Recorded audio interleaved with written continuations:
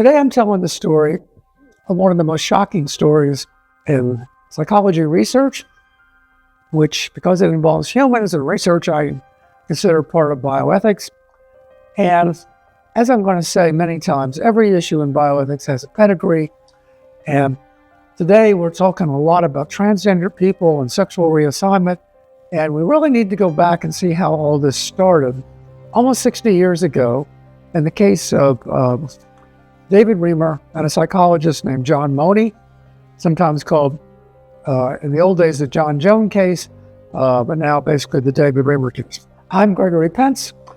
This is Great Stories in Bioethics, my personal YouTube channel, where I'm always speaking for myself.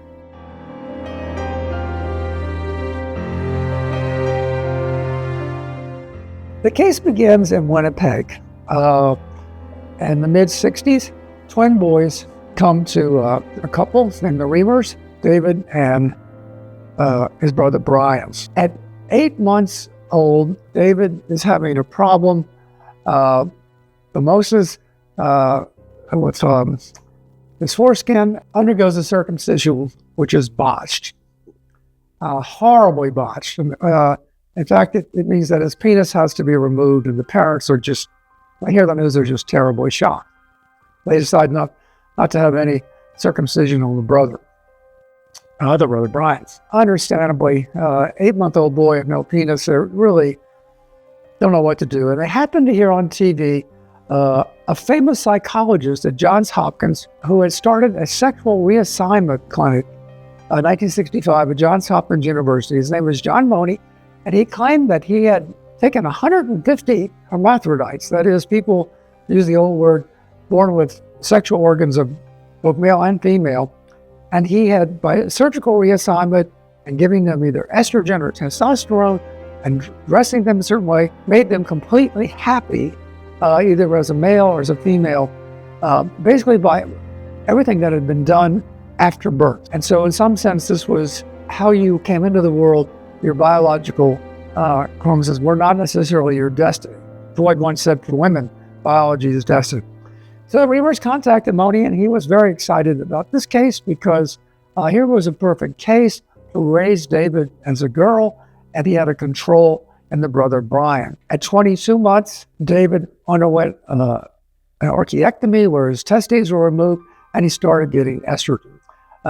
Money immediately wanted surgeons to also create a vagina for David, but the parents refused that. Money also insisted that twice a year the boys come to him at Hopkins and for therapy and counseling sessions, but that the parents couldn't be there.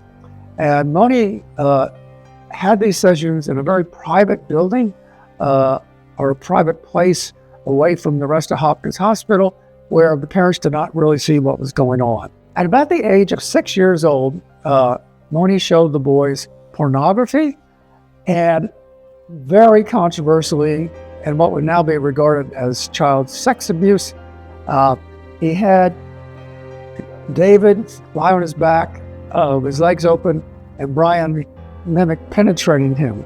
He also had Brian pretend to hump David from behind.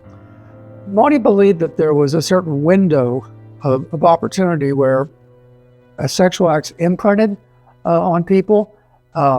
Even in Money's own view, 6 is very old. This kind of idea that the twins were so traumatized by this and increasingly did not want to see Money. Meanwhile, Money is going out talking to psychologists and saying everything is great. Therefore, my theory remains the only logical conclusion.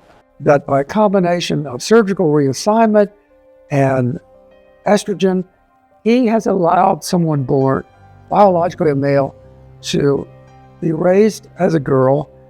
And also from an early age, he got the parents to start dressing David in dresses and calling him Brenda. It's wild. Please, just for a little while. Brenda kind of did not want to do this and kept acting like a boy. Neighbors thought of her as a tomboy and always thought there was something wrong. But Money lied a lot about how happy David was and how successful all this was. Turned out he also lied about some of his results from hermaphrodites. So a pivotal event occurred at around when David was around 14, when he was introduced in Money's office at Hopkins to a man who had undergone a sexual reassignment surgery and now looked like a kind of masculinized woman. And David really freaked out. He ran out of the room, ran to the hospital room, where a custodian kind of rescued him and brought him to his parents.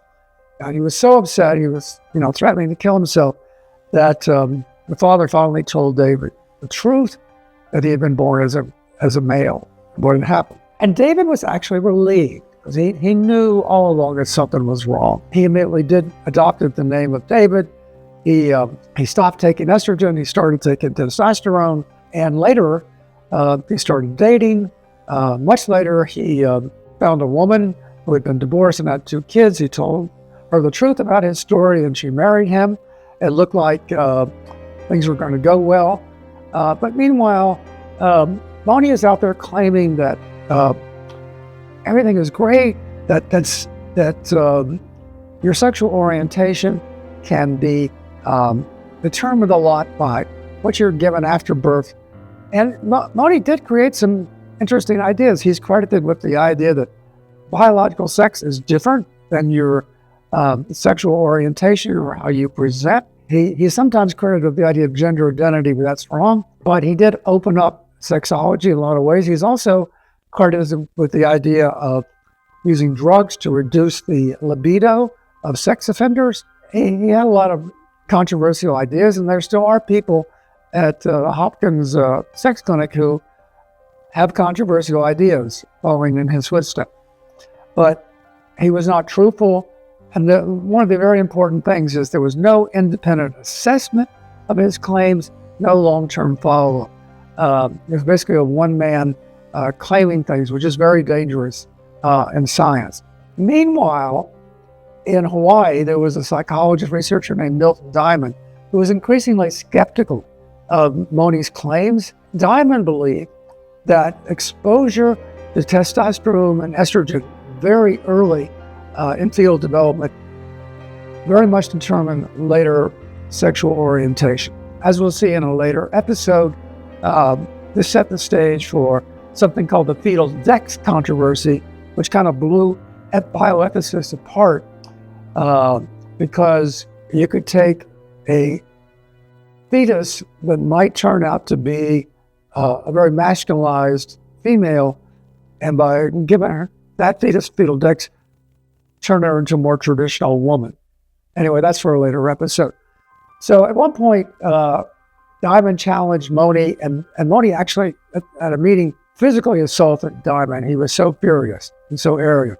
Meanwhile, David Reimer was increasingly frustrated at Moni's claims, and eventually contacted a journalist named John Latino contacted him, wrote a great article in Rolling Stone, which later became a book, a best-selling book about the case, and David got some of the money from this and from documentaries, but things didn't really end up going very well. His twin, Brian, always felt neglected by all the attention that was put on David. At the age of 38, Brian died of an overdose. 4 years later, David shot himself and committed suicide. So things didn't really end well with these cases. This was really child abuse in many ways. It raises many, many ethical issues that parents should never completely trust their children to a doctor or a psychologist acting in private. And that's just almost a license for something to go wrong. Parents need to be told the truth, of course, about everything going on. And I even believe personally that children can assent or dissent to this kind of research and should be given the right to do that. If we look back at this whole episode, an amazing amount of sex research started at Hopkins, especially the whole idea of sex reassignment surgery. And Money was very controversial because He really believed in surgical reassignment. He was also very binary. He thought there was really nothing in between being male or female and presenting yourself that way, which a lot of people thought was wrong, has come under attack.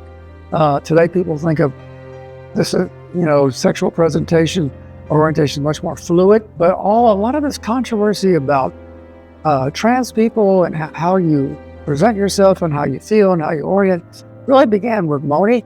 And one of the things that's kind of distressing is how little follow-up study there is in a lot of these cases. The whole issue of kids with ambiguous genitalia, sometimes called intersex babies, really a very explosive issue in pediatrics and pediatric surgery. It'll be a future episode. Again, a lot of bioethics things have a pedigree, and a lot begins with John Moni. He eventually died. He's a very controversial figure. That's it for today. If you learned something, subscribe, give me a thumbs up. I hope you do. Bye.